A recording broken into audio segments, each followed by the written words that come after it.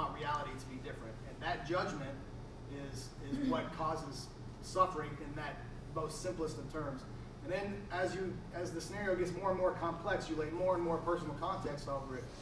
And you have to objectify things and separate yourself in order to judge them. You have to objectify them. So you have to separate yourself, even from yourself, to judge yourself. So that's another layer of separating the self from true self. Is like you have to objectify yourself to judge yourself. Mm-hmm. You have to turn yourself into an object in order to identify that which is causing you an unpleasant sensation and our desire to stop that sensation. And in the workplace, that happens all the time. Like if my boss is pissed at me, as soon as I find out he's pissed at me, I'm immediately identifying why I feel unpleasant right now, and then I'm making a judgment based on that unpleasant sensation, and I'm trying to objectify everything, all the pieces in that context, with my personal context laid over it. Right. Whether or not I like the boss, whether or not he likes me, whether or not all the stuff that, I'm thinking of a specific boss, right? All your personal history, all the history with him. Yeah. Context and so many judgments going on, like back and forth for that person and myself, that's where the judgment occurs. The judgment itself isn't in the act of performing a task or doing something, or even necessarily relating to people. The act of the judgment comes when we feel something that's pleasant or unpleasant. When we see the sunset, as soon as we say that's a beautiful sunset, then we have objectified it, and that's the judgment. We have judged it as pleasant because it feels good and it's nice to us. Yeah. And the same thing happens as the complexity in our interactions plays out in our daily life, like to ridiculous degrees that sometimes you become lost in it and can no longer identify where your judgment, when the judgment started, when the data stopped and the judgment begins. Like it becomes hard to stop that. So the way I've been trying to bend it, the way all these actors or these authors have been talking about it is, where did the unpleasant sensation begin? Where did it arise from? And it's all emotion and it's all expressed physically. So it all comes back especially when interactions. When we're talking about interaction, it all comes back to that physical sensation that arose within me in reaction to a situation, and then what judgment I place on that reaction. It was a little bit longer than I had planned on. But really, yeah. I think it all comes back down to that whether or not we find something as pleasant or unpleasant, and then we judge something based on those sensations. I think it can be traced back to that. Yeah, it's exactly that cycle, right? The feeling happens, it's positive, negative, or neutral, and then that kicks in. Do I run away from it or do I run towards it? And then the storyteller starts kicking in. And no, like your central nervous system is designed to pick up variances in like a set point. Like 72 is your comfort level. The moment it gets to 68, you notice, right? You're cold. Central nervous system's like, it's cold, right? There's the data set, right? There's the sensation, and now you have a call. You can be pissed off about it, or you can grab your coat, put your coat on. Then the heat kicks on, right? You felt that a couple moments ago, and all of a sudden it got warm. Now that central nervous system's like, hey, you're getting warmer. You're getting warmer. It's a little too hot for this coat. You can keep it on and get pissed off about it, or you can just take your coat off, right? The judgment of it is not necessary for the action that needs to be taken based on the data that you're receiving. But this is what John's point is that, we're just patterned to judge because we've always done it. But just know that right now it's just not necessary. And when you see it and you do it, awareness of it is first. You cannot change that which you're not aware of. That's why going from unconscious unskillfulness to conscious unskillfulness is the biggest hurdle and the hardest one. Because now you're aware of the judgment that before was always like, this is just me. I judge the shit out of myself. I'm harsh on myself. And you know what? It's made me better. No, it hasn't. It's made you more miserable, and you've decided to continue to move on because that's in your nature. But we mistake one for the other. We mistake, what's really driving me? It's the judgment. No, it's not. It's your desire to be a better person and to do better in your life and to want more in your life. The judgment is there just like throwing darts at yourself and under the impression that it's helping you in some way. Amy, you had your hand up a bunch. Yeah, I just kind of had like an aha moment, like with Charmaine, the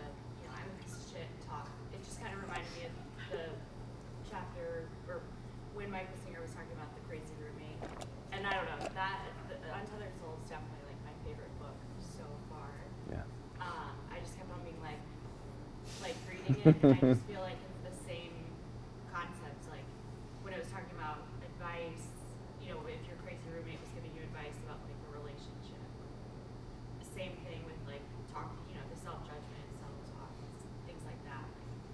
You know, would you keep going back to a friend if they were like, you're a piece of shit, or you know, something like that? So it's just like the same. I don't know, that whole inner roommate concept is something. I don't know. 30 years old now, I'm like, wow. So. Yeah. It's good. Yeah, I had the same experience reading that book. I was like, what? What? It was awesome. Yeah, no, it's all right. It's all right. We'll go Beth and then Allison. I was just going to say to Ben's point, and I think the way you described it is exactly obviously what's out there.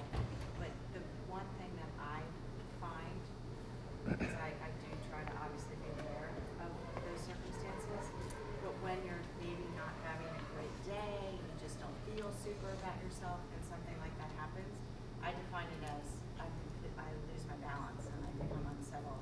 And then I literally don't even know where the fuck the beginning was.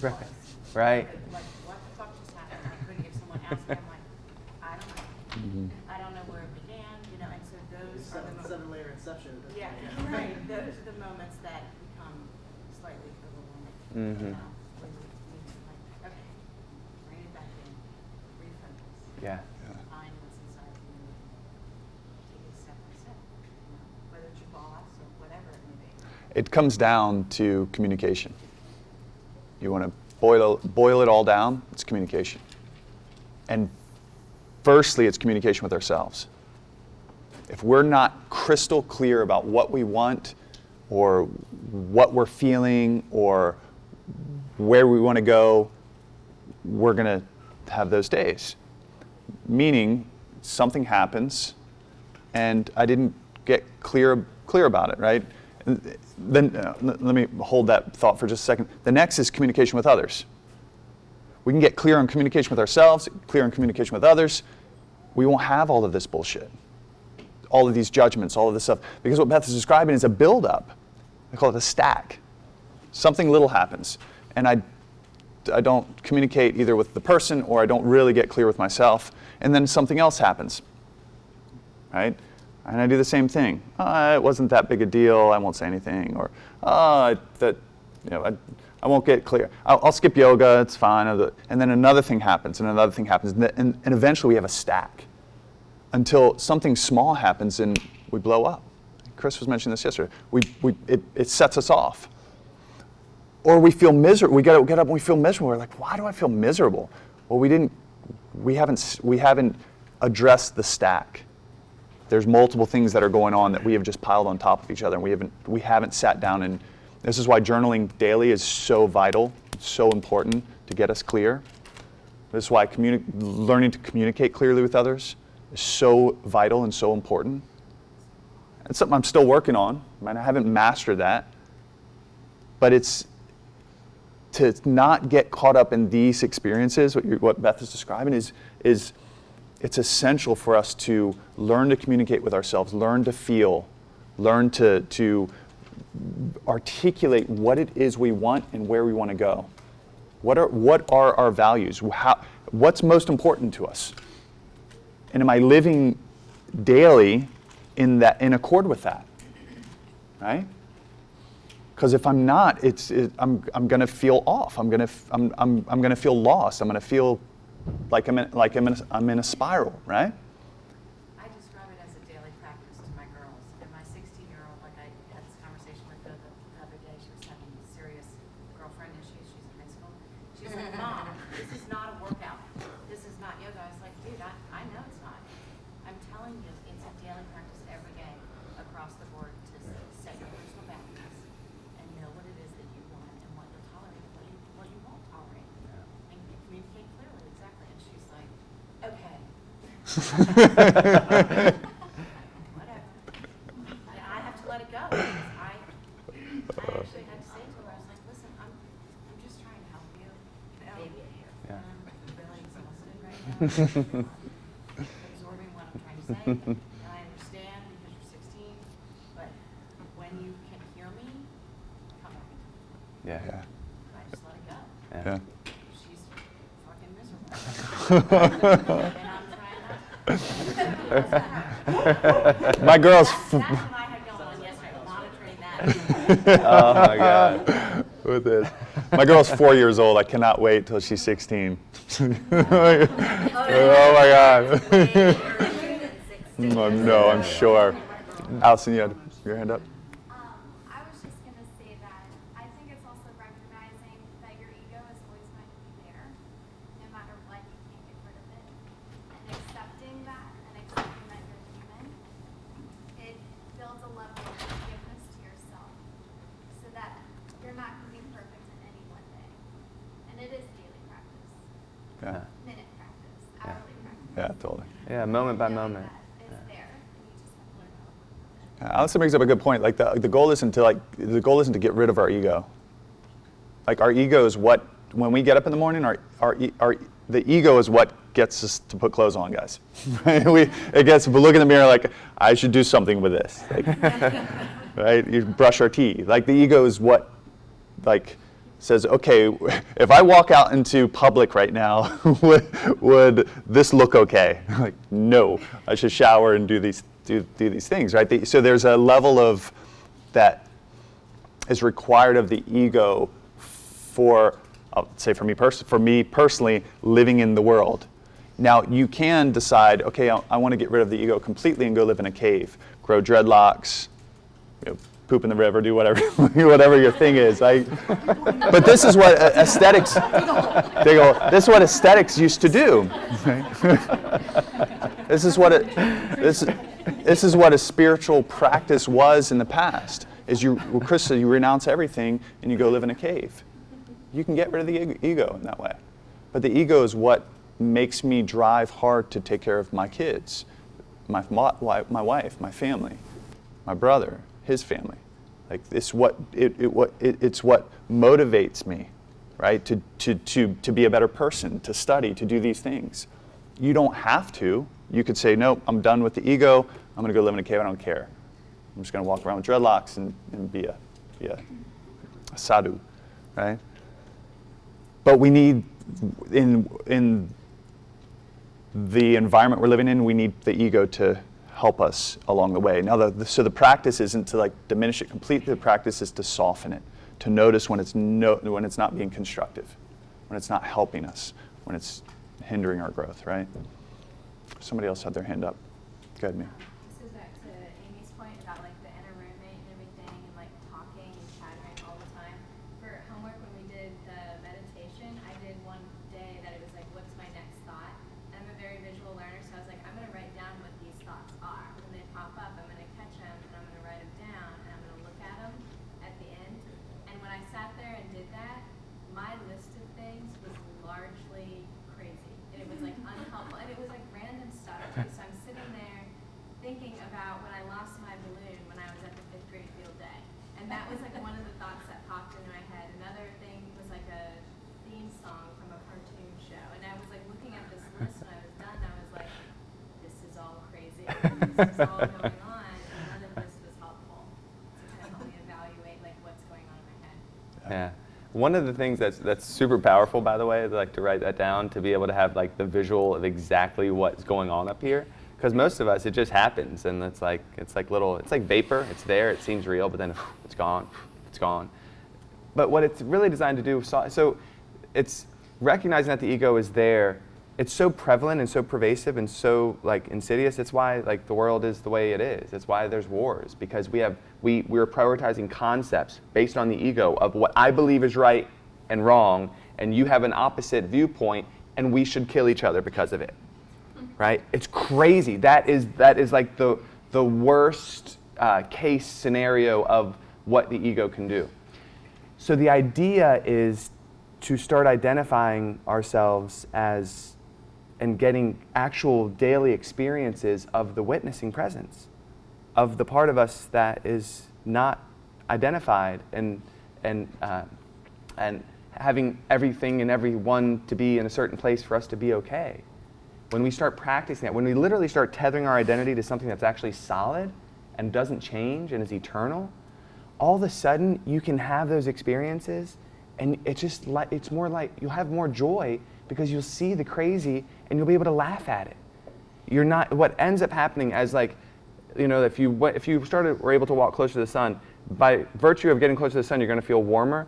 When you start tethering yourself to that place of truth inside of you, in the motion, in the direction towards that, whether it's enlightenment or not, what you're going to experience is a more lightheartedness, because you're going to see the crazy that's there as like, oh, like, and you have this level, to Ben's point, of detachment, of like, oh, that's just my crazy. And you can laugh at it and not take it so seriously. You can hear judgments of yourself, and all of a sudden you're like, that's not true. And so you can be like, man, and all of a sudden the screams of like the judgment that's now there become whispers. They're there, they're going to still be there by virtue of you're still going to have an ego, and you're still going to make mistakes, but the idea behind this whole process isn't to diminish isn't to like get rid of it, but it's to quiet that bitch down. Right? So we can relax a little more. We can have a little more joy and lightheartedness. We don't take ourselves so seriously. We don't take our roles so seriously. We don't take our identity so seriously. We can allow ourselves to grow and adapt and change with life as it's unfolding, because we recognize that we're tethered to something that's permanent, that won't change. So we can deal with the craziness of life in a more lighthearted way. Whether you get to enlightenment or not, who cares? If we can get more lighthearted in our lives and a little more joyful in our lives, my point is, moving in the direction of acknowledging your spirit, your true self, all of the benefits of it that happen along the way are worth the journey in and of themselves. Does that make sense? I don't care about enlightenment, but I'm going to practice what it takes to become enlightened because of all the benefits that come for me in my life and how it helps me in my relationships with myself first, and then my family and my friends and as an employer. Like, it's the defining foundational practice of my life. Why? Not because I care about enlightenment, because I care about all the benefits and all the experiences of how I change on the road to enlightenment. Remembering. Yeah, remembering. Like, what I just said, scratch that. Not on the road, but like, because all of a sudden I got to go someplace to get there. No, during the practices of remembering who I really am. Yeah. All right, we're going to end it there. Sorry, we're going to end it there for time-wise. Pull out something to write on, something to write with.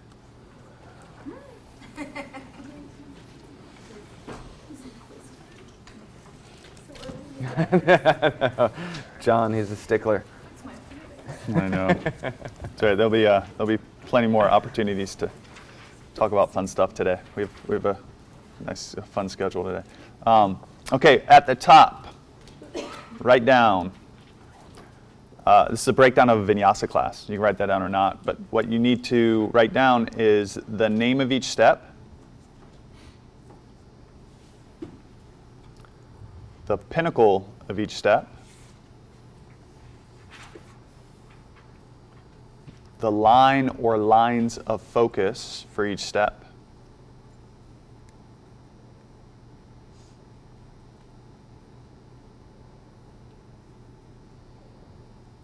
and the 5 class composition principles. You can just say the name. You don't have to actually write out the description unless you don't know what the description is. Then I would definitely recommend writing it out. But if you just say the name and you know what it is, that's sufficient.